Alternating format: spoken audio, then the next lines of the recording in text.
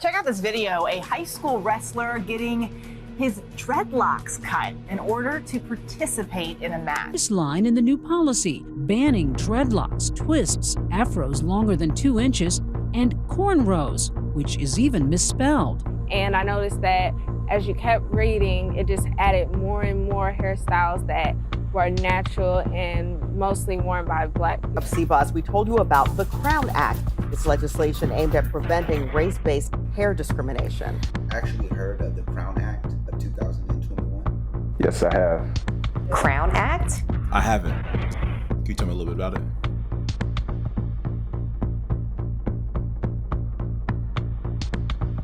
Doing what they had to do to protect their natural hair, but it became more than that for people of African descent. On one side, you have a white ref with a documented history of using a racial slur. And on the other side, a 17-year-old African-American student who has competed in more than 20 matches this year alone with no issues, but this time he was given an ultimatum: cut the hair or take the loss. Were you ever faced with any struggles when it came to your hair at work? Some frustrations is people asking me, like, they want to touch my hair, and I don't really like people touching my hair.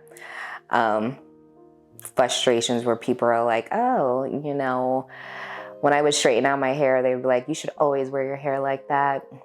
And I'm like, it takes a lot of work. It's damaging to my curls. You're like, well, you should, it looks better. And I'm like, what are you trying to say, that my straight hair looks better than my curly hair, when it's natural, it belongs to me? But they try to make me feel less beautiful for wanting my straight hair versus wanting my curly hair versus my straight hair. Not necessarily. This whole thing with having my hair like this now, this is the first time I've ever done it. So I've never participated in having my hair long. I think back in high school, I had an afro and I had maybe one braid in my hair, but I've never had it like this.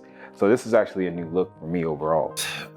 Negative connotations go, never quite got that far. I did get the comment like, can I touch your hair? What does that feel like? How long have you been growing it? What do you mean the haircut?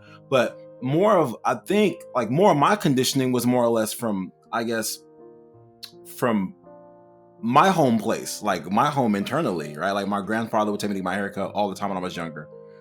Keep it clean, you know what I mean? Because he was bald though, so I think maybe he was hating. But he was from the country, and he was from Texas, and want to make sure I was neat, because that's obviously passed down from colonialism and all that. Late 1800s, more people of color entered the working world. With that, they felt pressured to conform to the mainstream hairstyles worn by white women. Put some grease, you protect, you hold your ear down when you're getting your hair pressed, but to get that finished look is what it was considered. Polished look, something that seemed respectable. I guess as overall as an African American, we are, regarded to have ourselves shown in a higher capacity. Clean hair, low cut, no facial hair, and having too much hair is just being an erratic Black person. So. Standing here with an African-American woman with braids, I was not offended. It doesn't mean that I don't understand the offense. For me, when I was young, I didn't know how to have my hair curly.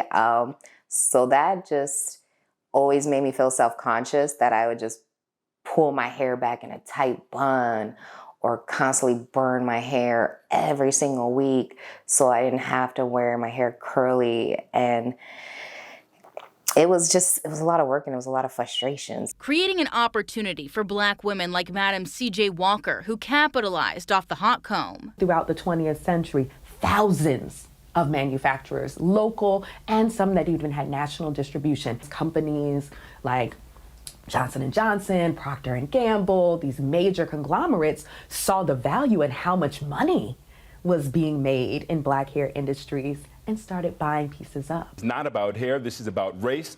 How many different ways will people try to exclude Black people from public life without having to declare their bigotry? If a player's hair is too long, they can choose to wear a cap, as long as it's a legal hair cover that is attached to the ear guards. The wrestler opting to wear a legal hair cover must wear it to the weigh-in procedure. Why a cap wasn't an option in this case is unknown. In a statement, the school superintendent says the referee will no longer be permitted to officiate any contests that include athletes from the school. The incident raising questions over whether this humiliating act was motivated by race. According to a report by the Courier-Post, Maloney acknowledged using a racial slur towards another official back in 2016. Maloney was then suspended and sent to sensitivity training. Because you're black doesn't mean you're not feeding into the system. I work at places often where there's still issues of race. I worked with an elderly woman that would look down on people that would come into interviews with jeans on because of like her time range and her timeline. But it's like, we work at Macy's though. Like, we sell clothing here. Like, we have to hire young people. This is how they dress. And that sticks out to me because one person I hired, I remember this manager not liking this woman's jeans, and she was one of the best people I ever hired. She come to work early, leave late. She worked in the returns or in the holidays. She was one of these really good people. And I think that just goes the same in that. I think that reflects the same way as we do with hair. Like, you don't have to wear a suit to work. Like, your hair doesn't have to be super short at work because we're all people at this point. And if you're getting hustled by the way someone's hair looks, and I mean, you got to look more internally for how you're judging people's character. Natural hair movement is more than hair. It is a lifestyle. It is learning to be comfortable in the skin that you're in. As an adult, like, I feel more beautiful with my curly hair. Like, I want my hair to be as natural as possible now. I want it to get longer, and I wanted to get it like bigger, and I want like a big poof, you know? So now I'm loving my hair the way it is. It makes me feel beautiful when my curls are like the perfect way. But yeah, I mean, certain styles now as an adult, I just feel more beautiful with my curly hair.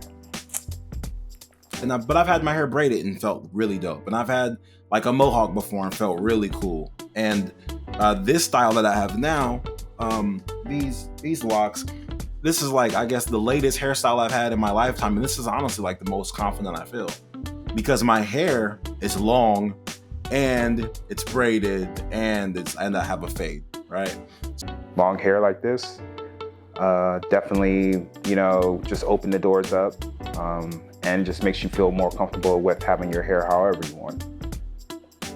But if you're somebody that has a situation like, I don't know if I should do my hair like that because at work this might happen or at work that might happen, I say give it a try. Give it a try because all of us are blessed and should be grateful to even have something to do like with this ability to express yourself. And if you're not going out of your way or even giving yourself the chance to express yourself with what you have on your head, then you're missing out on a creative opportunity.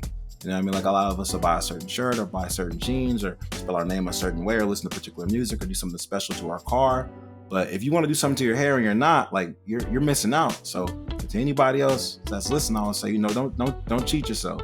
Don't cheat yourself. People want to see, and you got a gift.